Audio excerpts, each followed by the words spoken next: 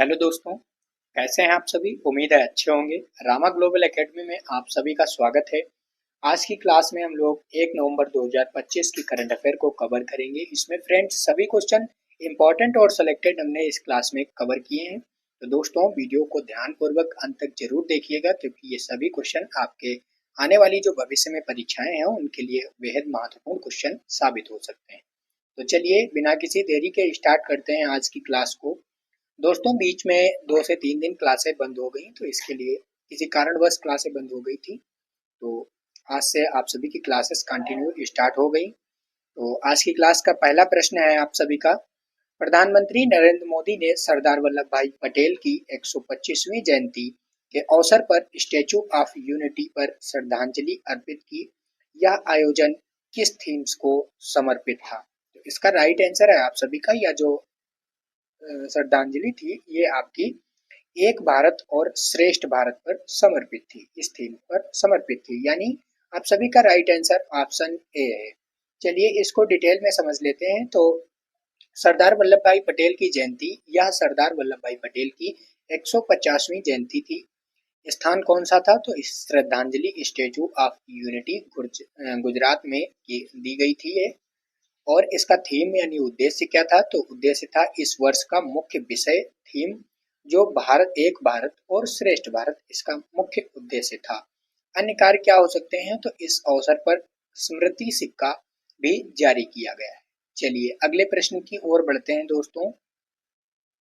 दिया गया है प्रश्न, 2 नवंबर 2025 को इसरो श्रीहरिकोटा में LVM-3M5 रॉकेट के माध्यम से भारत के सबसे भारी संचार उपग्रहों में से एक को लॉन्च करने जा रहा है। उस उपग्रह का नाम क्या है? तो इसका राइट आंसर है आप सभी का, इसका जो नाम है वो आपका नाम है GSAT यानी गेस्ट 20। ऑप्शन ए आप सभी का राइट आंसर है।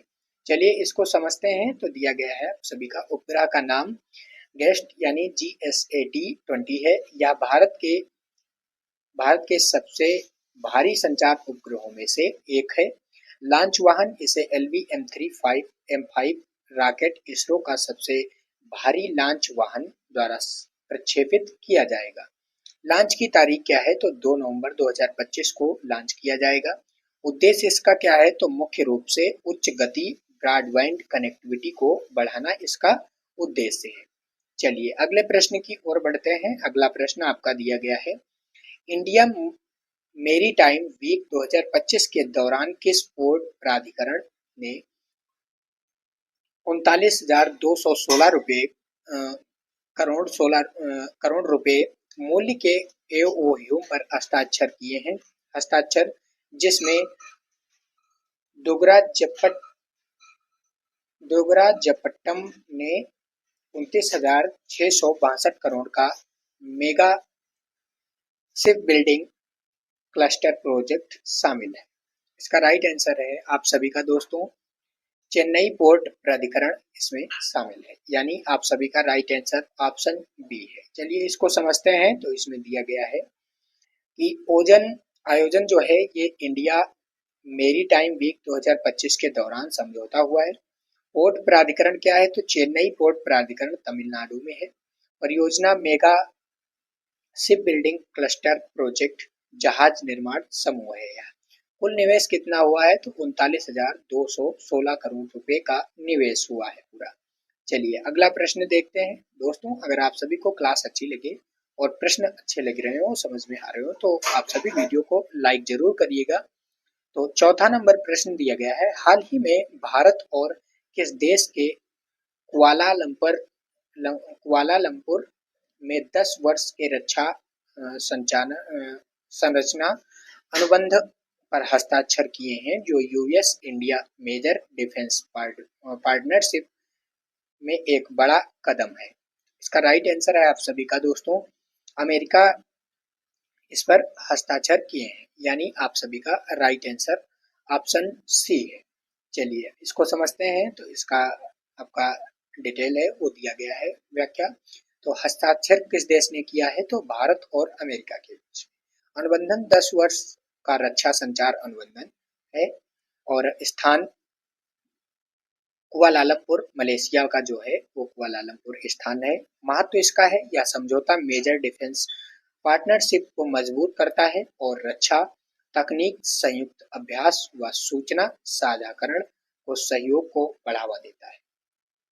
चलिए अगले प्रश्न की ओर बढ़ते हैं। अगला प्रश्न आपका दिया गया है, शिक्षा मंत्रालय ने घोषणा की है कि कृत्रिम बुद्धिमत्ता एआई को किस क्लास में स्कूल करिकुलम के हिस्से के तौर पर शामिल किया जाएगा। इसका राइट आंसर है आप सभी का क्लास 5 के करिकुलम में शामिल किया जाएगा। Class third, sorry friends, class third के, यानी आप सभी का राइट आंसर ऑप्शन बी है। चलिए अगला इसका डिटेल जो दिया गया है वो समझते हैं। तो शुरुआत क्लास 3 से होगी। कक्षा 3 से एआई शिक्षा को शामिल किया जाएगा। मंत्रालय, तो शिक्षा मंत्रालय द्वारा इसकी घोषणा हुई। छात्रों को प्रारंभिक कंप्यूटेशनल और विश्लेषणात्मक सोच को बढ़ावा देना इसका उद्देश्य है, यानी लक्ष्य है। एआई के नैतिक और उत्तरदायी उपयोग को बढ़ावा देना इसका उद्देश्य है। चलिए अगले प्रश्न की ओर बढ़ते हैं। अगला प्रश्न आपका दिया गया है, ऑनलाइन गेमिंग संवर्धन और विनियमन विनियमन अधिनियम 2025 को ऑनलाइन मनी गेमिंग पर प्रतिबंध लगाता है। कब से लागू हुआ है? तो ये आपका दोस्तों 1 अक्टूबर 2025 से लागू हुआ है, यानी ऑप्शन बी आप सभी का सही उत्तर है। चलिए इसको समझते हैं। तो लागू होने की तिथि है 1 अक्टूबर 2025। अधिनियम का नाम क्या है? तो ऑनलाइन गेमिंग संवर्धन और विनियमन अधिनियम 2025 इसका नाम है। अधिनियम का मुख्य प्रावधान क्या है? तो ऑनलाइन मनी गेमिंग पर प्रतिबंध लगाना इसका मुख्य प्रावधान है। सजा उल्लंघन पर जेल की सजा और जुर्माना भी शामिल है इसमें। चलिए अगला प्रश्न देखते हैं। अगला प्रश्न है, आवास और शहरी मामलों के मंत्रालय ने स्वच्छ भारत मिशन शहरी के भाग के रूप में 2025 में कौन सी पहल शुरू की है?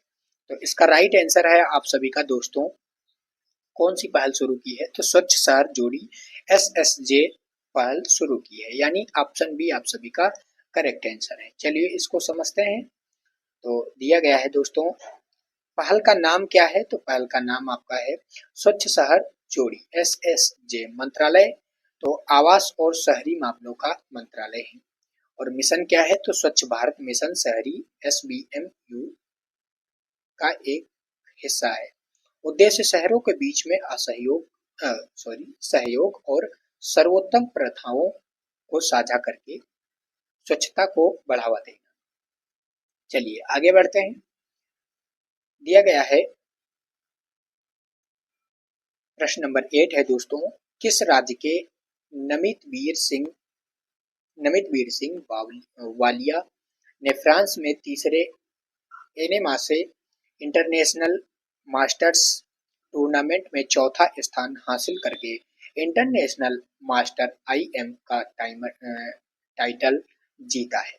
तो किसने जीता है? तो ये राइट आंसर आप सभी का पंजाब ने जीता है, यानी आप सभी का राइट आंसर ऑप्शन बी है।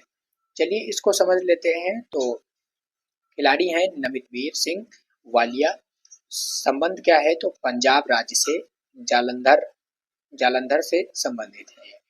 उपलब्धि क्या है? तो इंटरनेशनल मास्टर IM शतरंज का खिताब इन्होंने जीता है। टूर्नामेंट फ्रांस में तीसरा एनेमासे इंटरनेशनल मास्टर्स टूर्नामेंट था।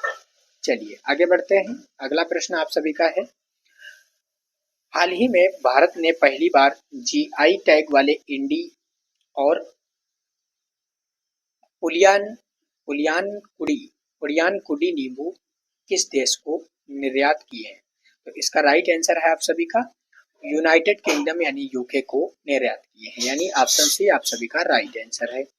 चलिए आगे बढ़ते हैं। निर्यात GI टैग प्राप्त नींबू की किस्मों का निर्यात, किस्में कौन सी हैं? तो इंडी नींबू कर्नाटक और पुलियानकुडी नींबू तमिलनाडु के हैं। गंतव्य देश यूनाइटेड किंगडम है इसका।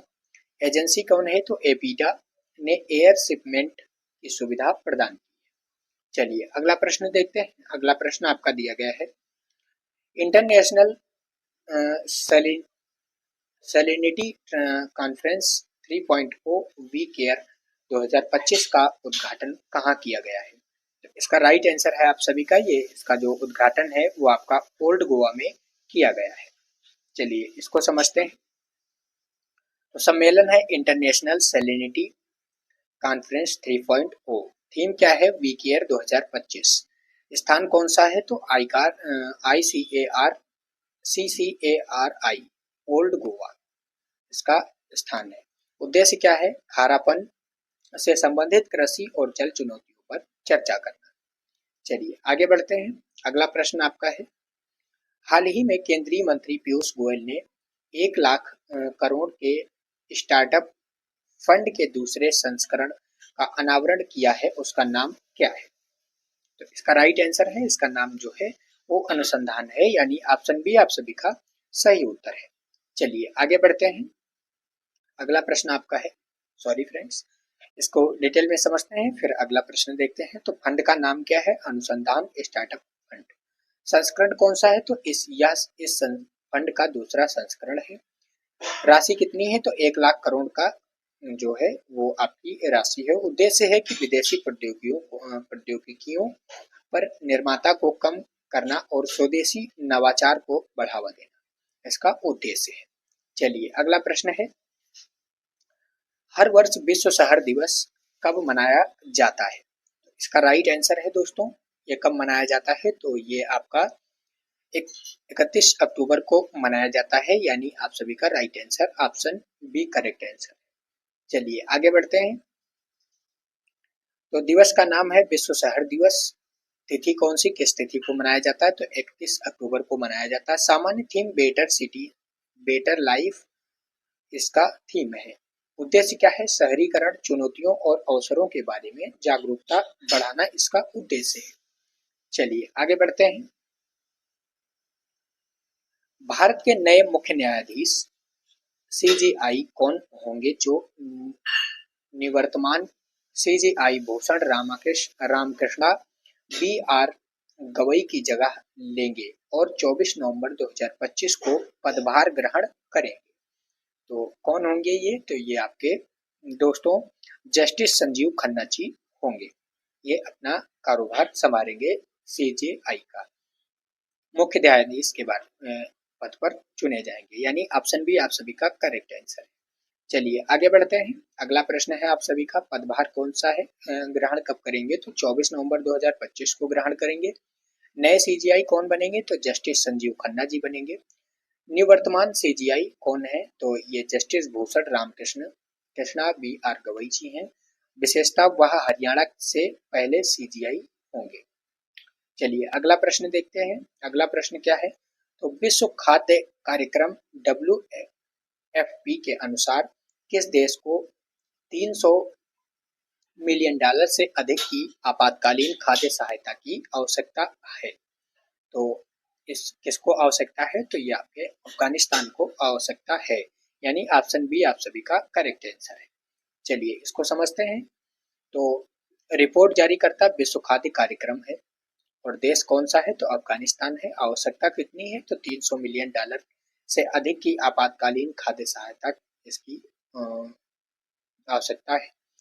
कारण क्या है? तो सूखे, आर्थिक संकट और आंतरिक विस्थापन के कारण गंभीर खाद्य असुरक्षा। चलिए अगला प्रश्न देखते हैं। अगला प्रश्न आपका दिया गया है, प्रश्न 15 है, भारत के 90वें शतरंज ग्रैंड मास्टर GM कौन बने हैं? तो इसका राइट आंसर है आप सभी का, तो ये आपके ईलम पार्थी AR जी जो है वो आपके 90वें शतरंज ग्रैंड मास्टर बने हैं, यानी ऑप्शन सी आप सभी का करेक्ट आंसर है। चलिए तो दोस्तों आज की क्लास में हमने टॉप 25 क्वेश्चन कवर किए हैं करंट अफेयर में। ये क्वेश्चन हमें उम्मीद है आप सभी को अच्छे से समझ में आ गए होंगे। तो दोस्तों अगर क्लास आप सभी को अच्छी लगे तो लगी हो तो क्लास को लाइक जरूर करिएगा और अपने सभी साथियों तक शेयर करिएगा। अगर वीडियो चैनल पर नए हो तो चैनल को सब्सक्राइब कर लीजिएगा ताकि हमारी आने वाली वीडियो प्रतिदिन आप तक मिलती रहे और पहुंचती रहे। तो दोस्तों मिलते हैं अगली क्लास में, आज के लिए इतना ही, धन्यवाद।